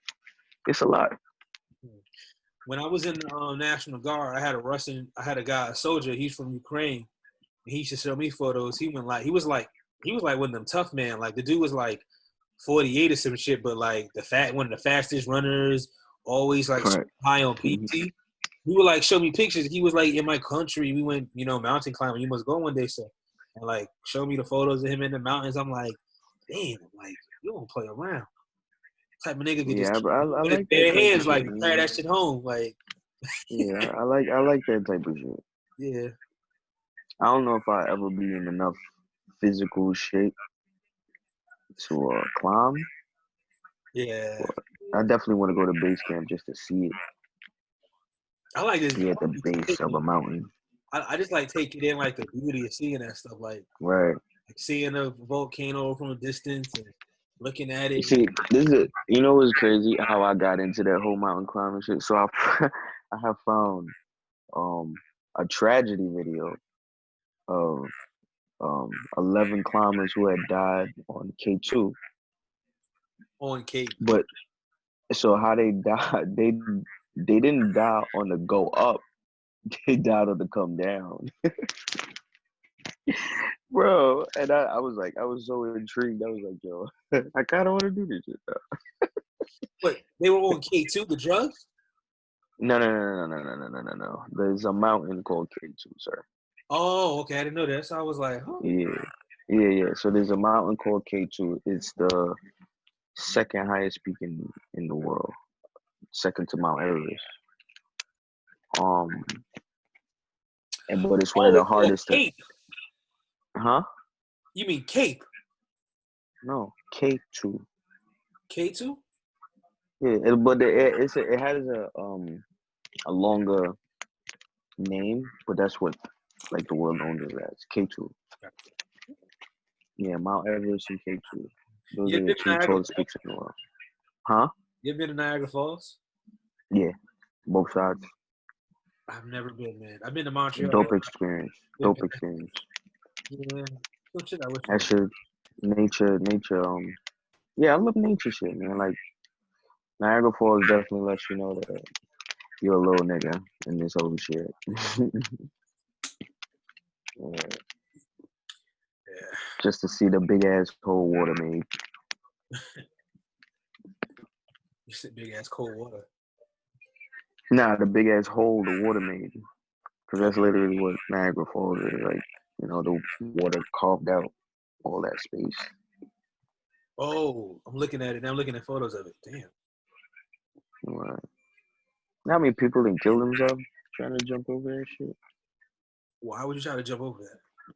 You know, some people did it on purpose. Some people did it trying to be cool, and they make it. Right. People who jump and actually make it? No, I don't know. That is a good question. I've never heard any success stories. Where do they Like jump at? somebody I'm jumped it. looking at it now, and I'm trying to figure out where are you See jumping? all the rocks and shit, right? Yeah, well, you. Like where the hell you going? Damn, yo, what is beautiful, man. I found there's like a lake in the back of my apartment complex, and I was walking around it today. Mm. It's obviously not as beautiful as Niagara Falls because it's dirty ass water and shit. No funny shit, but I love my balcony at Lakeside. Uh-huh. Oh, you say the lakeside? For one, my balcony was right over the pool. Okay. But late night, I could also see the water. Fake ass lake. Mm-hmm. Yo, there was a family over there, and they used to get in that water, and I was like, yo, that's nasty as hell. Couldn't do it. No, nah, I'm good. I remember we used to have Steve-O. He used to jump into that shit like on Dare. Yeah, I remember seeing, man. He almost he was thinking about doing it with the manatees, like jumping. Don't you find it kind of because the only way I remember Steve, right? So I remember who was it? I think it was Angel. I don't remember who, but somebody had made him like eat dirt. Do that, yeah. I was like, what? and like now that I see him to school. Now that I see him on Facebook, like having all these intelligent conversations, yeah, like I find it so weird. I'm like, yo, he first came to school because he didn't like come like the very first day. Like he came in like late or something. He may have came from another dorm or something, but he was really like weird. He was out there. Like he used to like cook steaks in his microwave, and they be like eating him. He's just like eating it, walking around. But I remember one day it showed the shit had me dying. This nigga gets some speakers, puts them in his window, and just cuts on porn and cranks. Just crank that shit out.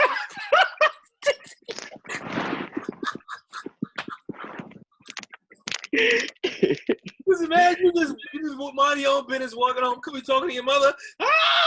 Right? Wasn't no pastor shit either. Like he had to put shit on. I just was like, why, bro? Like, why? Yo, Nah, he was a wild boy.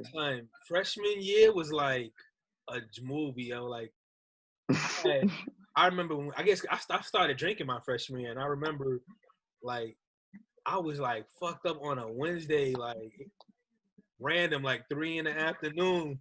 And I remember everybody was putting like random shit like on me. We didn't have Facebook like that yet, so you didn't Right. do everything. But at one point, I had the top of the garbage on my head. I had like hoops around my feet. I had like this random shit. It's like everybody just like a community. Everybody that saw Jeff Just added a little something something. on me, like Use a human Christmas tree. but like I couldn't be mad because I was like, you got no business being drunk in the middle of the afternoon. So you get what you Nah, get. you deserve that. You deserve that. I feel like Right. nowadays you do some shit like that, they're gonna try to play a victim, like y'all picking on me. I'm like, nah, you got no business. Oh nah, you definitely gonna you definitely should be exposed for your ignorance, no matter what. It was a good time. Used to have parties at the beach.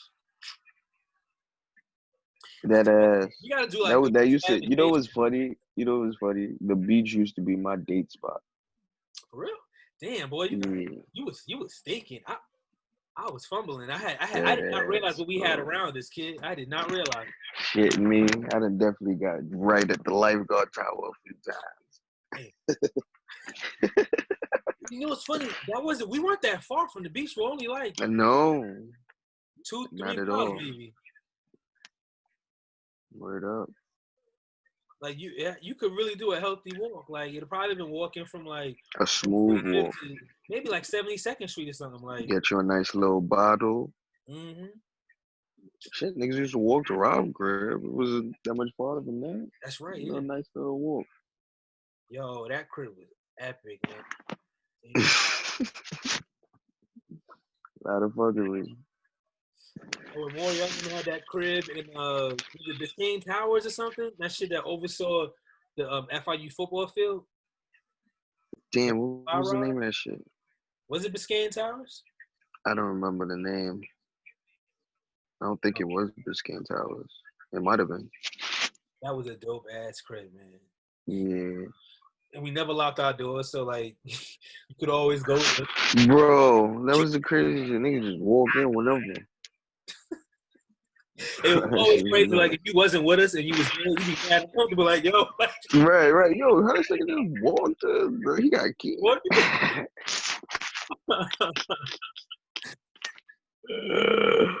Yo, the woo, good times, man. Yeah, man. But yo, for everybody out there, all our fans, and I hope y'all using this time to reflect.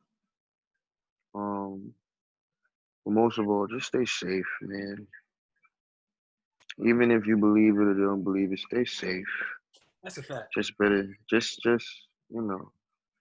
park the ignorance for once and just do a little social distancing. It ain't that hard, bro. Yeah. Nah, seriously, man. I think now's the time to get on your dean and like focus on you. Like, yeah, absolutely. Don't let life make you feel like a loser. Like be a winner right now. Like you got this time. Even if you think you down, focus on getting up and get up stronger than ever. Like if you isolated at home, then turn your home into the haven. You know what I mean? Like I got books I'm reading, videos. Yo, make the most of this. And this really ain't that bad a situation. This is really a blessing in disguise. You know what I mean? Like really is. Yeah, just personal introspection. Yeah. I say that should be the key to everybody right now. Just a little bit of self cleansing. Yo, you know what else is dope? RZA has an album. He made an album with that Tazo T. Okay. And it's like an introduction to like meditation. It's like 6 tracks, but they're like really, really slow. They're meant to like be like walkthroughs on how to meditate. Okay. Go further. Hey man, you know them dudes in the metaphysics and shit. Whole different wavelength. Let a Wu-Tang Clan for that.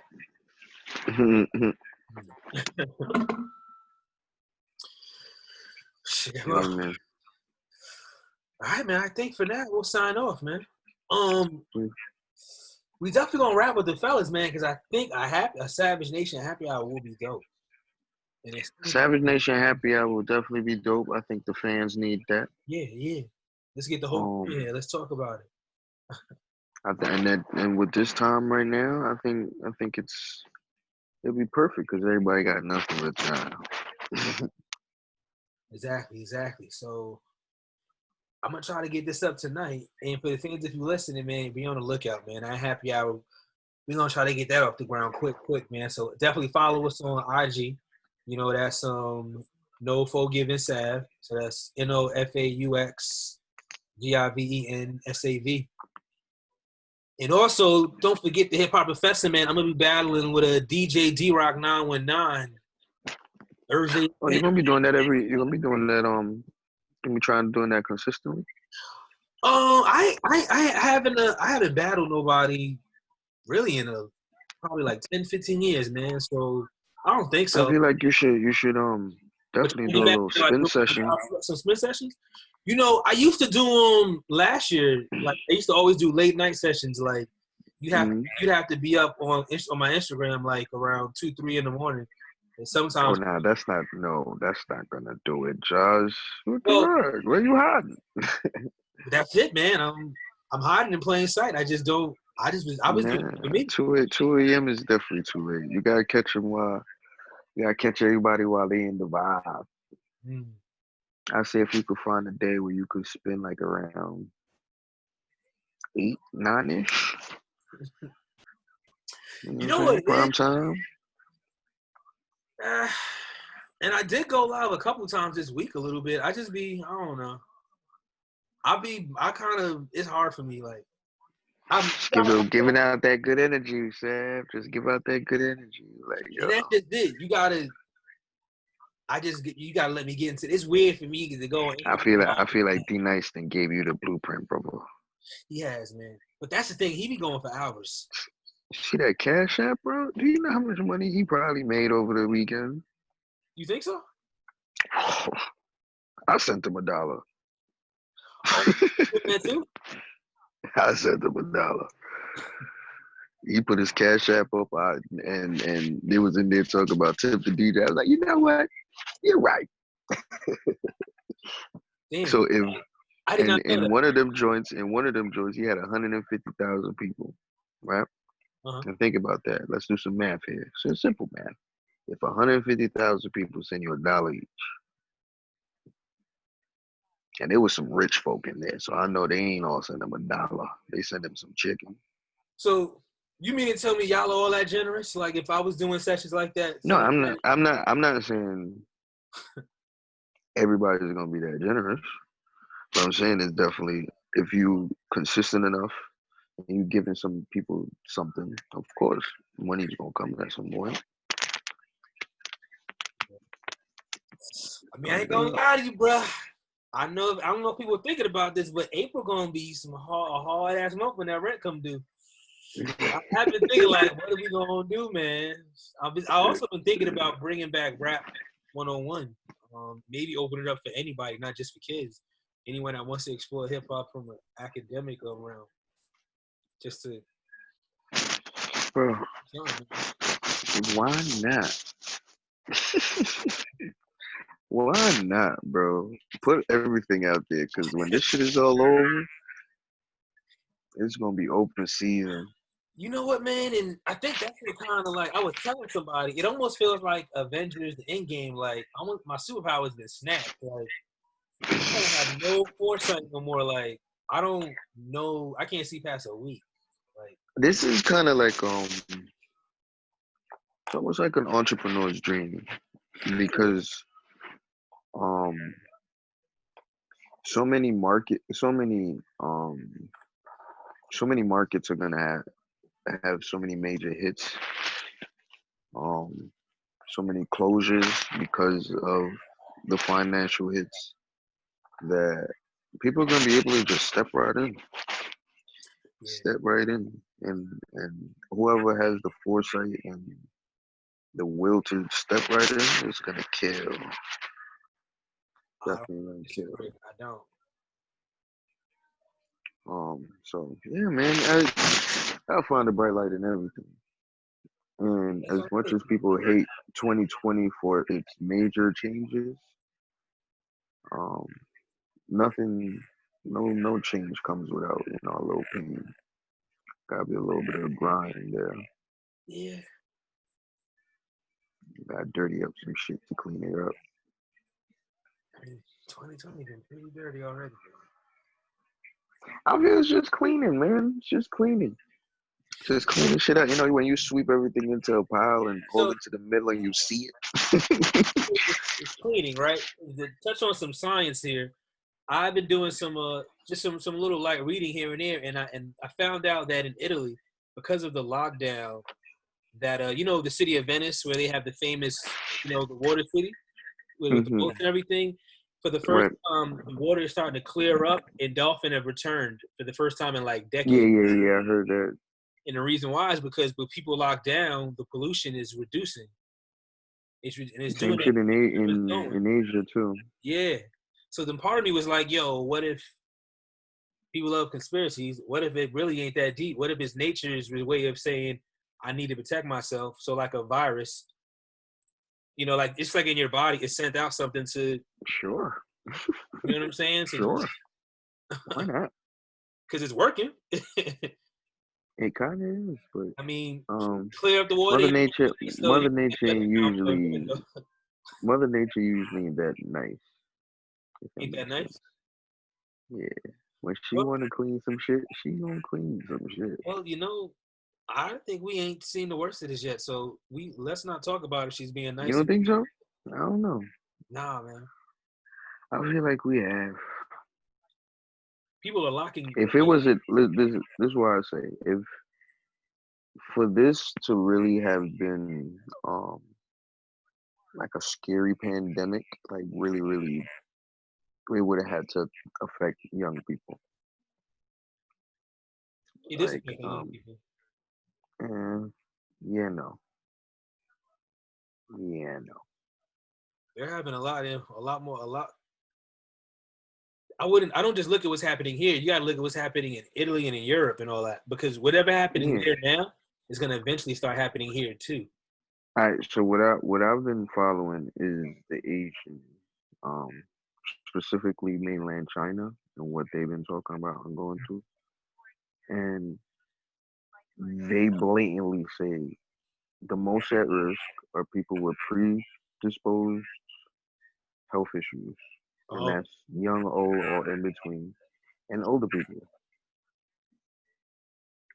You know what I'm saying? So if you fucking, it's like a real bad flu.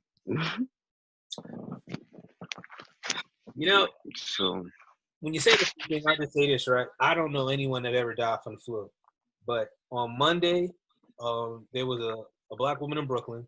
I should pull her up actually. I think she was 36 years old. One of my frat brothers knew that woman, and they actually worked on a mission together and opened up a school in Jamaica. I always say this: whenever there's a rumor of something happening in the world, once it's on my doorstep, that's too much. So that's too. That's like secondary, because I know someone that knows someone that died, right?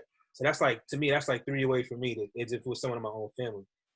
That's, to me, that's where it's too close. Because the next I somebody I died. also feel like my mom's, my brother, and a couple of other celebrities all had the coronavirus in December. So So I I don't don't, know. I don't doubt that either, because I had a funky ass little cold, and even my supervisor was like, yeah, something was kicking your ass, but I just was still pushing through.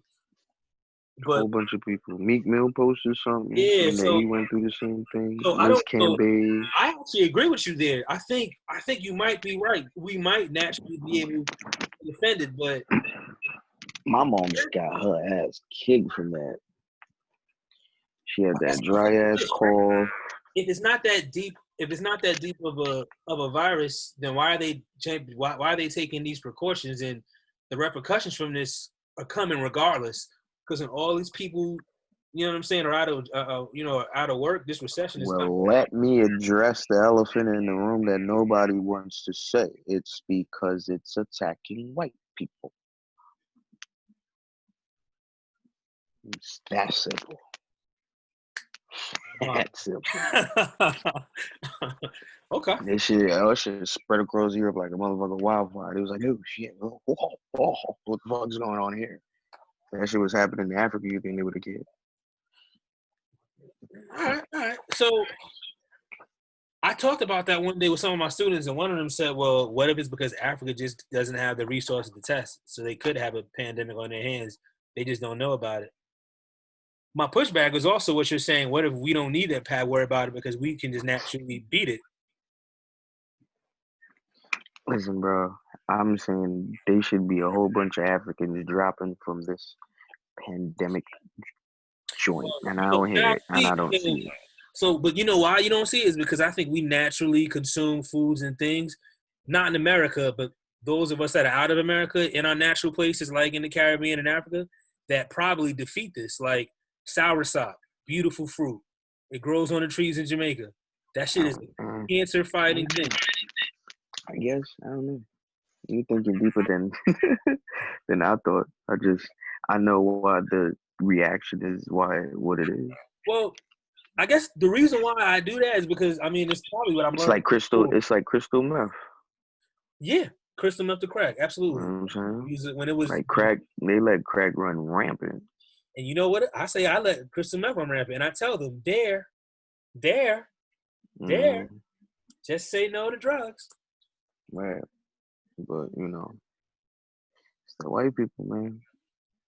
They had to shut this shit down. These white people dying. You can't have that. Yeah, but hold on, Doctor from NYU. People sending us scares. Oh, do not take ibuprofen. I haven't used that in years, so I don't got to worry about it. I heard if they said to use Advil, not Panadol, or some nonsense like that. Sounds like marketing spin. I was telling him, I was like, Dad makes fun of me. I'm like, I don't do drugs.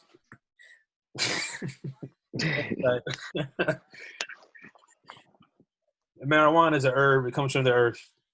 It's literally not a drug. Sorry.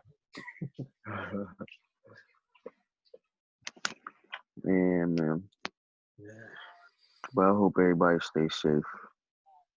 I personally think this is an amazing opportunity, man, for like just like you said, entrepreneurs and more importantly, community. Like we could, like the Black community especially, we could really clean up and support each other and finally almost like reposition ourselves. It's just an opportunity for human nature to clean ourselves up. Yeah. Then maybe we won't need none of that bullshit. But yeah, when you're trying to address a group, I feel like sometimes you gotta. It'd be great if you got the power to just call and get everyone on one accord. I don't know. Not gonna happen. Yeah. But for those who are willing to, man, I think it's an amazing time for community. Like I was telling somebody, I think I posted on my Facebook and Twitter. I was like, yo, if we can educate, engineer, and entertain, we literally have all we need to be sufficient. And we have all these in our communities. Engineers are the people that can help you create food. You know what I'm saying? And I guess you could add entrepreneurs in there too, because they're the ones that help you put all this together and produce it. You know what I'm saying? And we can find ways to consume and can sustain ourselves. It's possible. I'm not saying it's going to be easy and not done overnight, but it's there and it's needed. It's a cool thought. I don't want to be a part of it personally. Gotcha. I'm not down with the segregation shit. I don't think it's segregation. In either direction. So I'm straight on that. But I definitely respect anybody who wants to help, the Black community or struggle, however they see fit. They don't have to. We're not all gonna agree on everything. Mm-hmm. They don't have to just be the So, black community at this point. It could be just small business, just community. Just go back to not relying on like corporations and these big people. You know, like we could help. well, I see that's why I feel like um I live in Harlem, so I guess I'm kind of in a bubble. But that's how we live and breathe in Harlem, straight community, and that's why we hate um the gentrification so much is because we losing our community to these random ass people. To And be fair, in Harlem, you guys weren't doing it right. You were doing it, but you didn't own it, and that's the problem. I'm talking about owning. well, of course, but Like um, I remember when my grandfather. it's a compounded and it's a compounded issue in that they're not allowing um a lot of the black diaspora to make those leaps and bounds, Yeah. right? And then you got the dudes who move out of Harlem because of that fact and don't want to come back to Harlem. So it's not a simple issue, but what I say is we do have community, even though we don't own it. Well, I wasn't saying that we don't have community because we always gonna have community. I'm saying we can build on it. That's what I mean. Okay, yeah, of course, of course. Yeah, I man. mean, on Lenox Avenue in Harlem, man, that shit is a whole lot of black businesses over there. That's like the last stand. Um, all up and down the west side, Adam Clay and Powell, a whole lot of black businesses over there. Yeah. On the east side is a whole lot of Spanish businesses. Um, yeah, man, I don't know. I don't know. Like But gentrification. definitely time to grow. Different. Definitely time to grow. Yeah. Definitely time to expand on just being better. Like I said, better human beings. I mean, at the end of the day, with you doing that, I feel like everything else comes from that. You know what I'm saying? Like that's like it's the ball that knocks down the dominoes. You know, when you're a better human being, everything else naturally comes. Yeah, right. Exactly. You don't That's have to how worry I about feel, man. classism, racism, sexism, none of that. When you're a good human Right. being, you're naturally you won't disrespect women. You won't care what nobody's gender Absolutely. is. Absolutely. You won't try to take advantage of nobody because you're just trying to be a good, fair person. You know what I'm saying? It's the lack of that throws everything off. Man, bunch of scumbags out here. Yep. Right, man. And like, I'm not really a religious person, but those seven deadly sins, man, Yeah. we should just continuously play out and keep us in just behind the eight ball continuously. Never fails, man. Never fails. Hmm. Yeah, bro. Think we good now? What happened? Anything else we got to touch on? Shit, I'm actually let me pull up. What else are we gonna talk about? Let's go.